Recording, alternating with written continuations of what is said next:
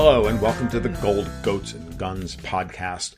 This is episode 13. Lucky, or possibly unlucky 13, as it were. My name is Tom Luongo, and we've got a lot to talk about. Today, it's Tuesday, January 7th, 2020, and the U.S. is hurtling towards war with Iran. President Trump is doubling down by the hour his murder of Iranian General Soleimani, and the reasons why all hinge on U.S. forces staying in Iraq and Syria to force Iran to give up its nuclear ambitions. This podcast is brought to you every Tuesday and whenever the spirit moves me, so you can subscribe to it on iTunes, Podbean, Spotify, or any of your other favorite podcast platforms, and it's published through Spreaker. But before we get to that, I want to remind you that you can follow my work at my blog at tomluongo.me. You can follow me on Twitter at TFL1728. It's live streams. They happen every Monday at 8 p.m. and Friday at 8:30 p.m. on YouTube and DLive. Warning, I'm a bad boy with a potty mouth, and I'm not afraid to use it. You can also support verified publishers like me by downloading and installing the Brave browser, where you can get paid in crypto tokens called BAT for voluntarily being served internet advertising as opposed to feeding the Google beast. You get 70% of the advertisers pay in. Brave takes 30%, as opposed to Google, who takes 95%.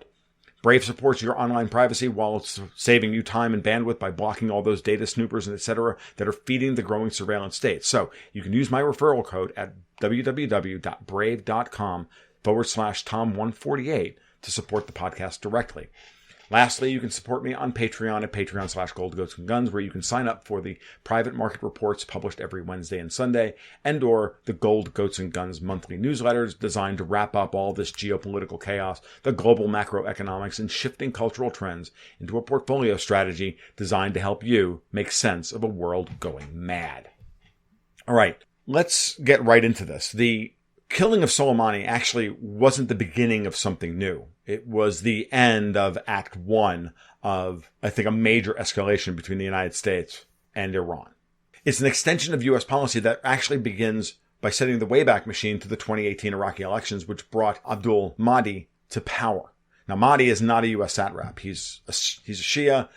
He's not our guy. We've had puppet governments set up in Iraq since we set up their constitution and set up their quote-unquote democracy at the end of the hostilities and the killing of Saddam Hussein. This is the first time where someone who is not a U.S. satrap is the prime minister of Iraq, and this is a huge deal.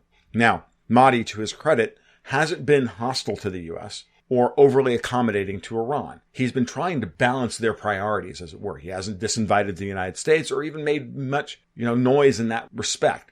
There have been growing cries within the Iraqi parliament to disinvite the United States and coalition forces, and Mahdi has steadfastly refused to bring that to the table up until last Thursday night's gross incident involving the killing of two major military figures, one of whom was a major figure in the Iraqi military, Mohandes, the leader of the Hashd-e-Shaabi Popular Military Forces. And that balancing act by Mahdi hasn't sat well at all with the United States. We don't recognize Iraq's independence in that respect. We absolutely don't. Every time he has rebuffed U.S. demands vis-a-vis Iran, we have only continued to escalate things. And after a year and a half of this now, we have finally said enough is enough. Because here's the gig.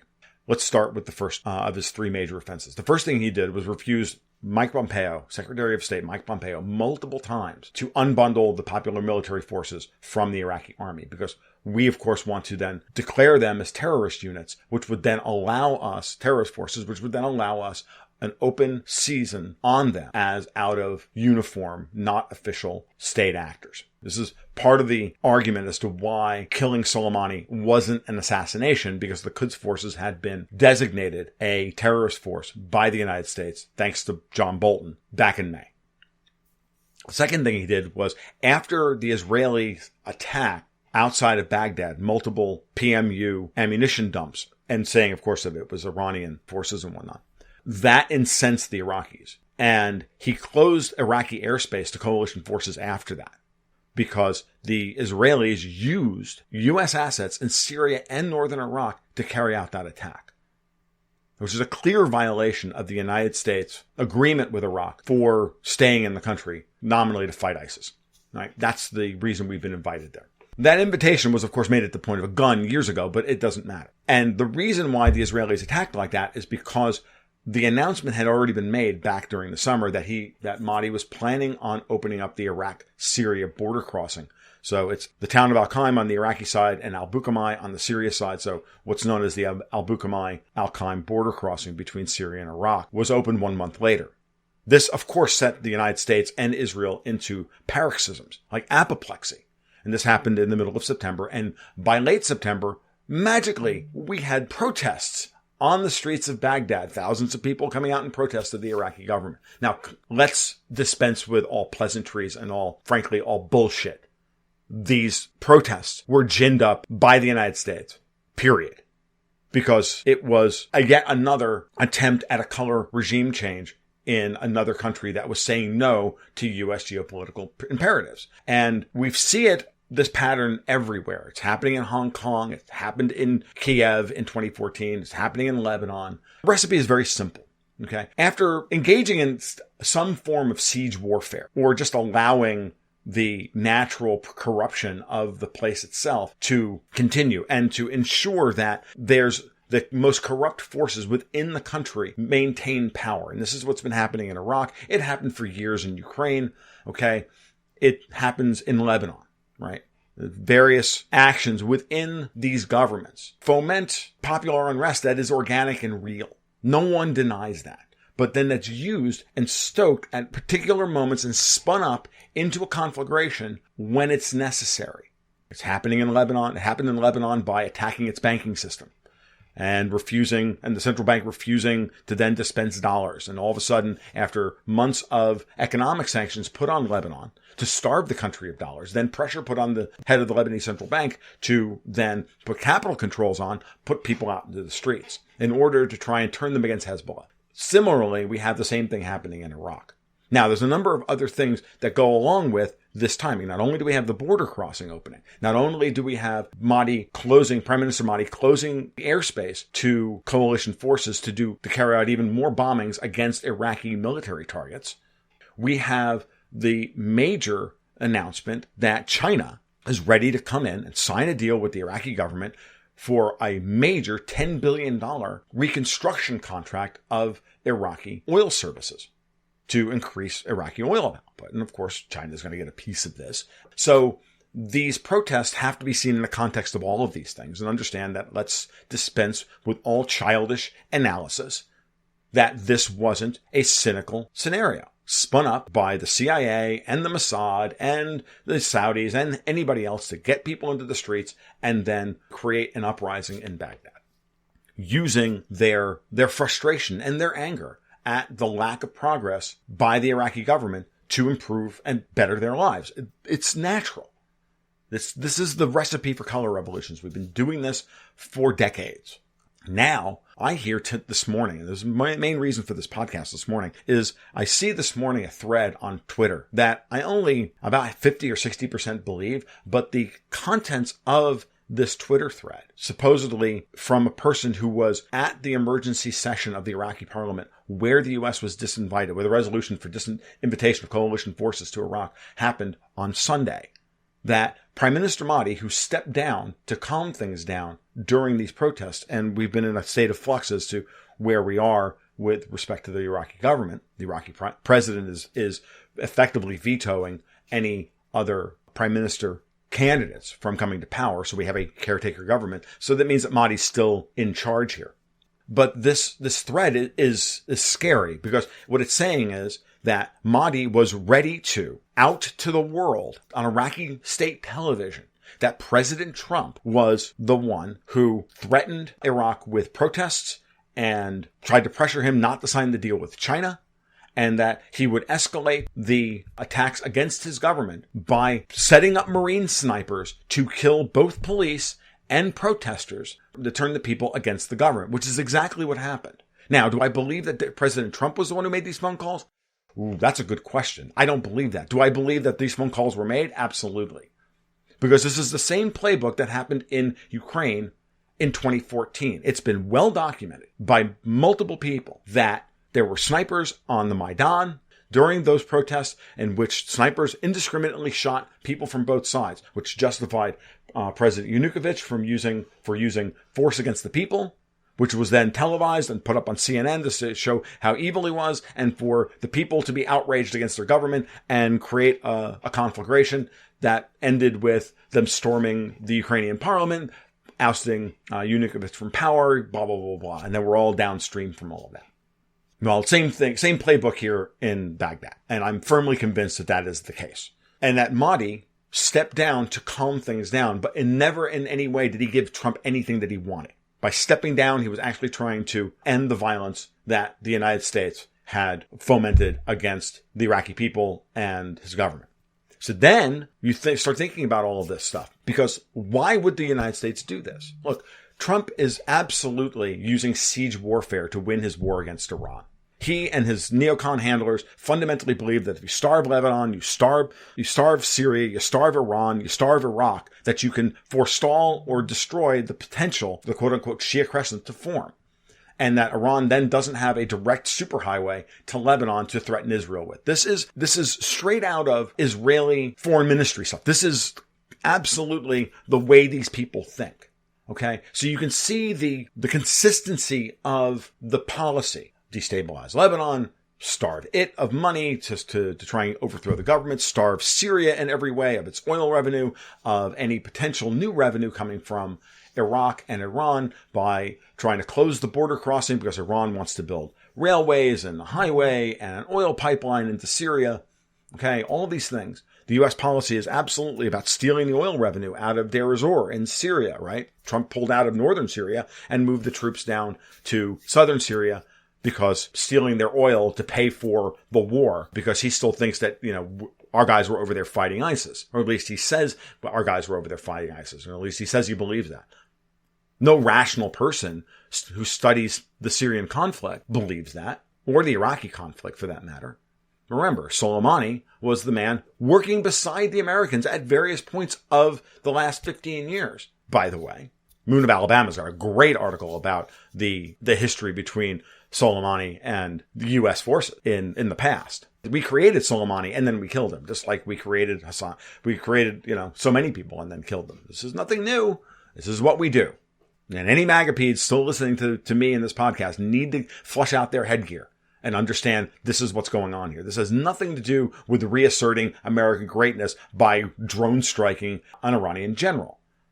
That makes us look weak, it makes us look paranoid, it makes us look silly, and it makes us look unprofessional, and it makes us look brutal to the rest of the world. Stop thinking about things from your perspective, start looking at how we're perceived by the rest of the world. Because, as I said in my article yesterday on my blog, as well as the last episode of this podcast, the United States is now alone diplomatically in the world. And only arm twisting by Pompeo got Germany and the UK and NATO on his side. I haven't heard it peep out of Japan yet. So backing out again, remember, Iran, Iraq, and Syria are to be starved out. Trump believes in siege warfare, and economic sanctions and tariffs are siege warfare. Okay, and the solipsism and the narcissism of the United States to think that these things are not acts of war are insane. The narcissism, solipsism, I can only use those two terms. It makes me sound like an overeducated shithead. But the truth of the matter is those are the only two terms that make any sense. It's imperial hubris, imperial narcissism to think that, we're going to starve you. You're not allowed to use our dollar. You're not allowed to use our currency. You're not allowed to trade with our people. Like, who the hell are you to tell us we're not allowed to do any of these things?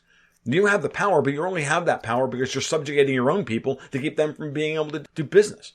And we forget, in all of the statecraft and everything else, that any government prohibition against trade between sovereign actors is a violation of basic human morals and ethics. It's fundamentally immoral. It's why the state sucks. It's why the state has no moral right to exist. But I'll keep my libertarian dick in my pants, as it were, and just focus on that. But don't ever forget that that's underneath, that exists underneath all of this. That we do all this political strategizing, but fundamentally all of this is philosophically, in every way, unacceptable and immoral and vile and disgusting. So if you're wondering about this, why would we do something so terrible? Why would the U.S. act this way? I mean, if you still believe that we act on the world stage with anything other than the most cynical justifications, again, flush out your headgear, new guy. You think we waste gooks for freedom? The stakes were just way too high for the United States not to contemplate doing any of this. We can't have China come in and rebuild Iraq's oil. Trump is there in Iraq because he wants the oil. understand that part of this thread of information that Mahdi was going to release to the world and discussed on the floor of the Iraqi parliament was that Trump was trying to blackmail him to say, look, we're not going to begin the reconstruction of your infrastructure that we destroyed unless you guarantee us 50% of the oil revenue. Now, again, 50%? I mean, that's probably one of Trump's stupid, ridiculous opening offers. I mean, 5% would be a huge boon. 50% is insane. Trump still thinks that he can play this art of the deal stuff with people. And at the end of the day, Mahdi told him to go scratch. China coming in and saying, no, we'll do that for $10 billion. We'll cut a deal with you guys for $10 billion. We'll do it. I'm sure that just sent Trump into, paroxysms. Like, he dropped his Diet Coke and stamped his feet. Call Fox News. I need to get out there and, come on, dude. Get over yourself. But this is the way he thinks. And his America Uber Alles version of MAGA is almost, it's not just childish at this point. It's dangerous. All of this, like I said, was forced off camera by a man named Habusi. I don't know his real name. I don't know his first name. I just see this from the thread. Again, I'm only working for this. Again, salt all of this analysis to taste and how much of it is actually true. I believe about 50 to 60% of it. One of the few Sunni members of parliament who showed up, and he did so in order to stop Mahdi from saying all this publicly, which is sad that, the United States still has this amount of power to be able to try and stop these things. At the end of the day here, Mahdi's resignation is going to be rescinded. This guy's is going to start looking like a freaking hero for just letting all this come out into the public. And it's going to disseminate into the public. It's going to make it into the general consciousness in Iraq. As that happens, it's going to make him even more indispensable ultimately at the end of the day. Because again, at the end of the day, threats behind the scene are great. Once those threats are exposed to the light of day and we find out just how disgusting our government is, the Iraqi people are now solidly anti-American. This is going to end with the United States having to pull out of Iraq. The order's already there. Mahdi's got the recommendation from Parliament. He's been given the directive to do so. He hasn't done it yet. So, where are we? Because what's interesting about all this is that at the same time that this information comes to light, Trump asked Prime Minister Mahdi to act as a mediator between the Iranians and the Saudis to end the conflict in Yemen.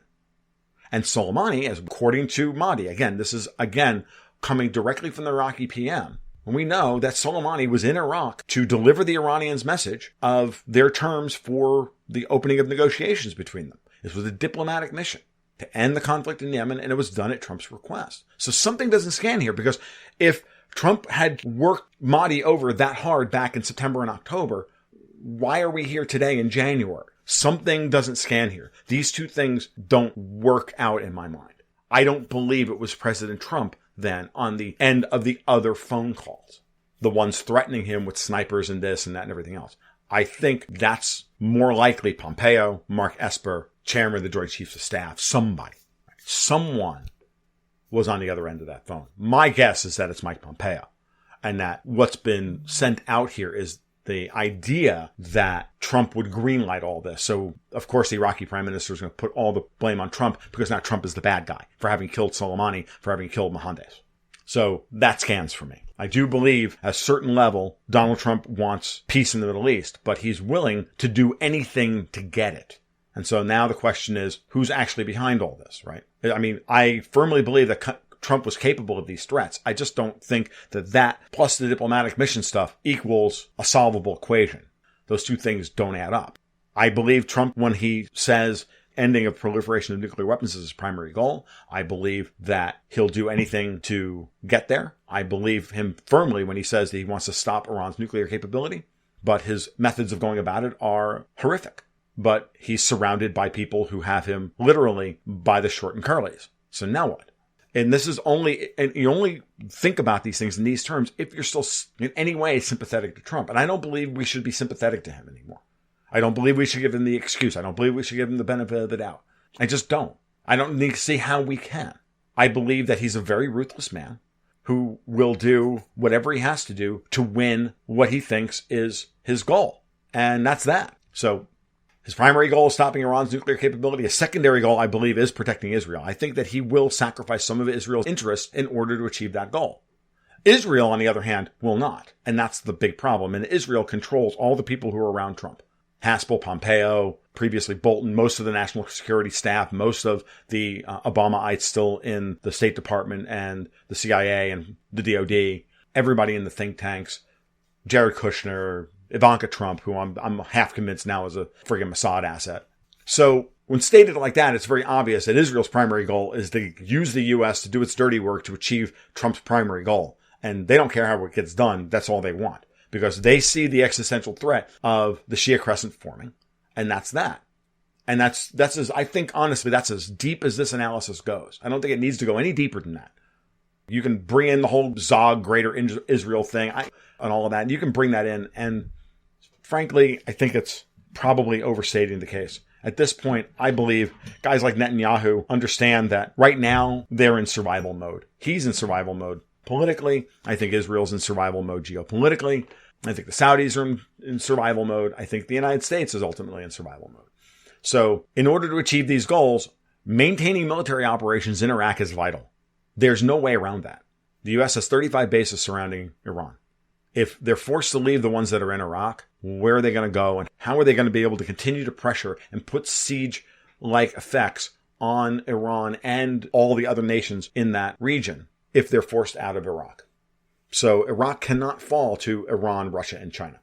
Because if it does, then it's going to lose its position in Syria because it will be untenable. And then at that point, I think there's no realistic way that we can take out the Fordow nuclear facility without a major attack that involves an unacceptable death toll for the United States and an unacceptable escalation in the minds of everybody else. You can see how Trump could come to the conclusion at this point, and I'm sure there's a couple of pieces to this puzzle we don't have yet, that at the end of the day, killing the terrorist Soleimani and then upping the propaganda war to the point we're only talking about him in terms of his terrorism portion of his career as a Quds Force commander, as opposed to his sterling record as a guy fighting ISIS and Al-Qaeda and even whitewashing his former status as an Iranian commander working with the United States when necessary in the region in the past, that this message is to Iran that this was a signal that scorched earth now is the new policy. The United States, having gone to this level, we are now at scorched earth policy. And once we're at scorched earth policy, there's no real way to back down from that. The only thing next from here is nuclear. And of course, the only way to attack Fordow, according to Scott Ritter, is going to be with a modified B-61 nuclear weapon, bunker buster nuclear weapon, tactical nuke. And that's what we're looking at this point. And I think that that's what happens. So, yeah, Scott Ritter had a great article in RT about this a couple of days ago. Look that up. And so at a certain level, Trump needs the people on his side. And he also had to go along with this, even if he's reluctantly going along with this. He went along with it because he's 17 votes away from being removed from office. And Mike Pence, who was the one arguing most forcefully for killing Soleimani, would then become president. Everybody wins at that point. Notice how Iran's first response was to remove any restraints on enrichment of uranium. In accordance with the JCPOA, so the deal's not dead, but it certainly is a major provocation from the United States point of view, from Israel's point of view. Everybody is unhappy about this, but it's the right thing. And Europe and the Russians are virtue signaling that it's bad, but they all knew what was coming. Okay. Iran is escalating here and putting the United States in the position to say, are you ready to start a nuclear war? Are you? I know the neocons are okay with it. I know the Israelis would have killed Soleimani if they thought they could get away with it and not get frickin' bombed back to the Stone Age. That's why they had the Americans do it. That's why they manipulated Trump into doing it. I'm still convinced that Esper, Pompeo, Haspel, and Netanyahu set Trump up in many ways over the course of the last 2 weeks. I absolutely believe that. I absolutely believe that Soleimani at a certain level was pushing Trump's buttons left and right on the battlefield. Absolutely. Do I believe that? That's what you get for being the aggressor. You have to realize that if Trump wants to use siege warfare, then the Iranians are going to use asymmetric warfare against our troops and against our people. It's what's going to happen.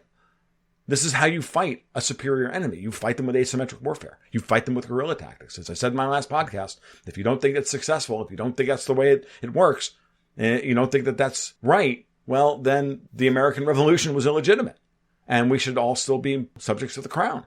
Some would argue that we still are. I mean, the neocons won't have peace. Their goal is the same. Wipe out Iran, subjugate Russia, destroy China. Enforce U.S. hegemony at the point of a gun around the world. Because that's the only thing those animals understand. by the way, we're the animals, because some pigs are more equal than others. John Bolton came out and said the real job can now begin, which is to take out Iran's nuclear capabilities.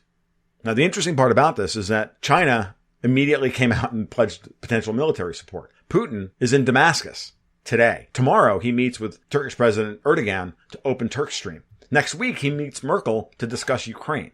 The Russian diplomatic corps is in overdrive now. I don't know where Lavrov is, but Putin's having 3 major meetings in like 5 days in response to this. At least one of which was on the schedule. I don't remember if Damascus was on the schedule or not.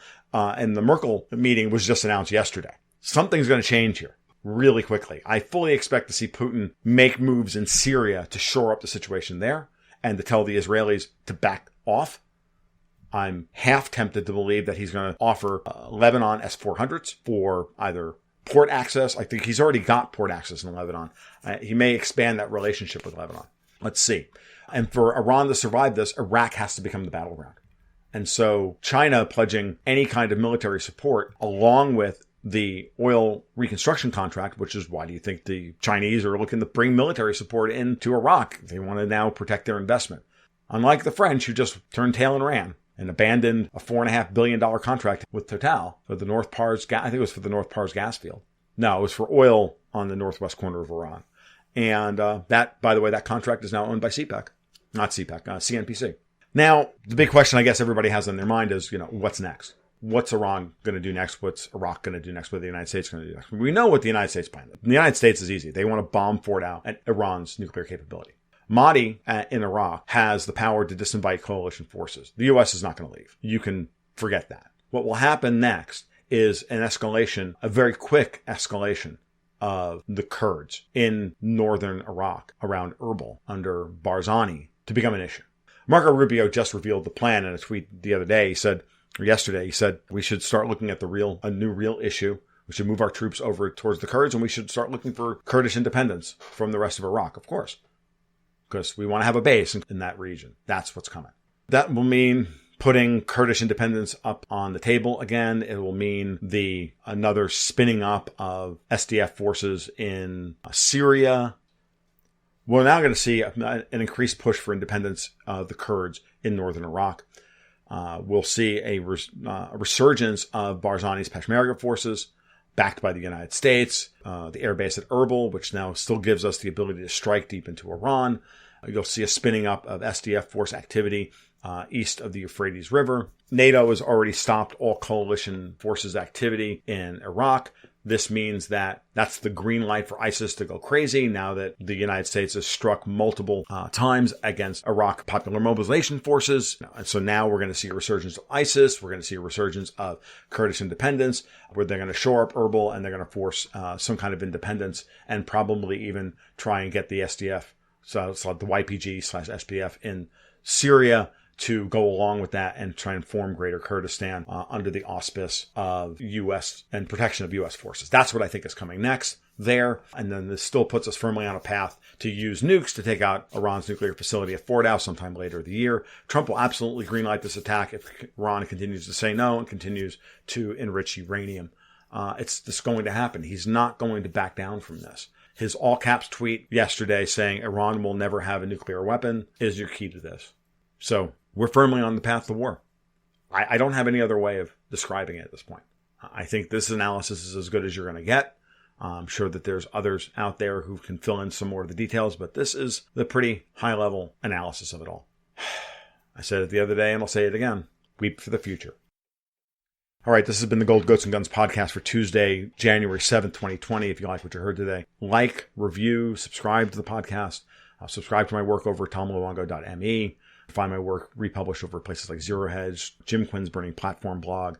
Absolutely. By the way, I'm also have a regular gig now at 9:30 a.m. every Friday morning with Lee Stranahan and Garland Nixon over at Fault Lines.